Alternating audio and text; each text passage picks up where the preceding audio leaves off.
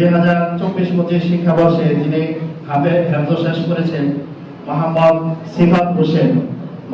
সিফাত হোসেন, তার পিতা মোহাম্মদ আনিসুর রহমান সাহেব একটু এইদিকে দাঁড়ালে ভালো হয়। পিতা মোহাম্মদ আনিসুর রহমান, গ্রাম হচ্ছে জাউচর, বরতলি বাজার, সাভার, ঢাকা। ইনশাআল্লাহ আপনারা তাদের জন্য একটু দোয়া করবেন। আলহামদুলিল্লাহ।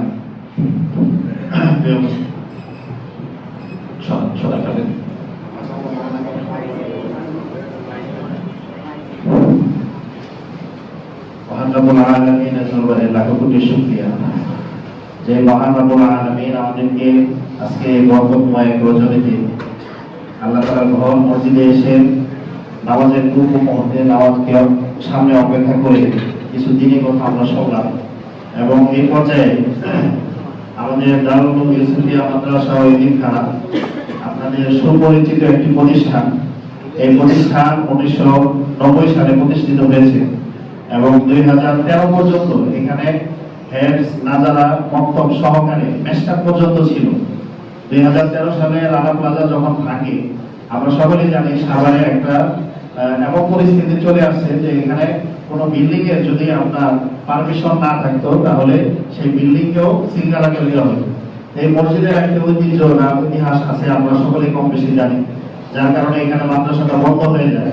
পরবর্তীতে 2016-তে হাজী সমীর সাহেবের এবং ওনার আত্মীয় স্বজন যারা আছে তাদের মাধ্যমে এই মাদ্রাসাটা আবার পুনরায় চালু হয়। এখন বর্তমানে মক্তব, নাজারা, হেফজ পর্যন্ত আছে। আলহামদুলিল্লাহ বিগত 2 বছর যাবতীয় আমরা এখান থেকে 2 জন 4 জন 5 জন করে প্রায় 5 জন করে হাফেজ বের হচ্ছে। তো সেই ধারাবাহিকতায় এই বছরেও 2024-25 শিক্ষাবর্ষে যে সকল ছাত্ররা এখান থেকে পাগড়ি পাবে তাদের নাম ঘোষণা করা হবে। আমাদের সম্মানিত খতিব সাহেবের হাতে তারা পাগড়ি নেবে এবং তাদের অভিভাবকরা এখানে উপস্থিত আছে। নাম ঘোষণা হলে অভিভাবকরা আমরা এই পাশে দাঁড়াবো আর ছাত্ররা এদিক দিয়ে আসবো, পাগড়ি নিয়ে আমরা ওই পাশে যেয়ে দাঁড়াবো।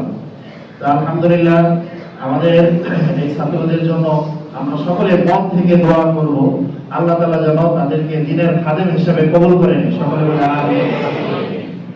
আমাদের এই অত্র মাদ্রাসা সর্বপ্রথম এই আমাদের অত্র মাদ্রাসায় অনেক এতিম ছাত্র আছে।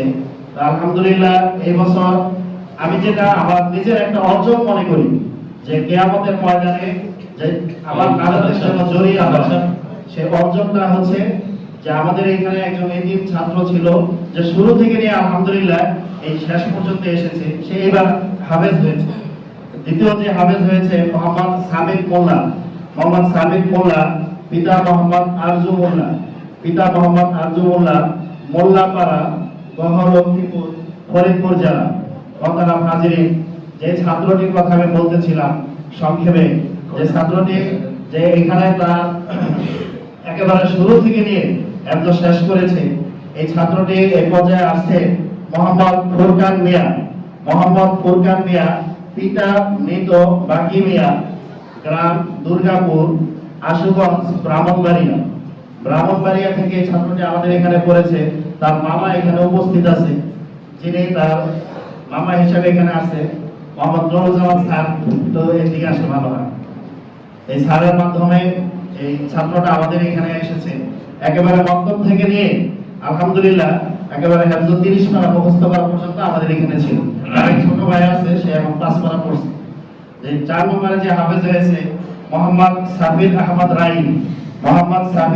রাই, পিতা ফেরদৌস হাওলাদার, গ্রাম নিজ গালুয়া, রাজাপুর, জেলা ঝালকাঠি।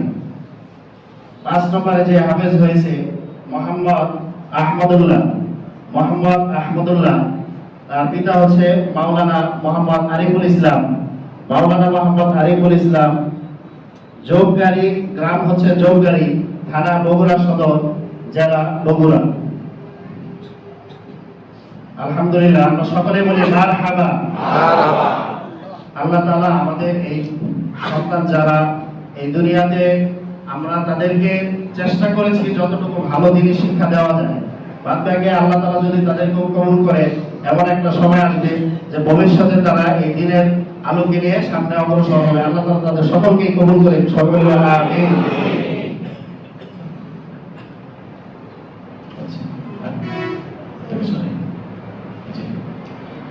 আল্লাহ সুবহানাহু ওয়া তাআলা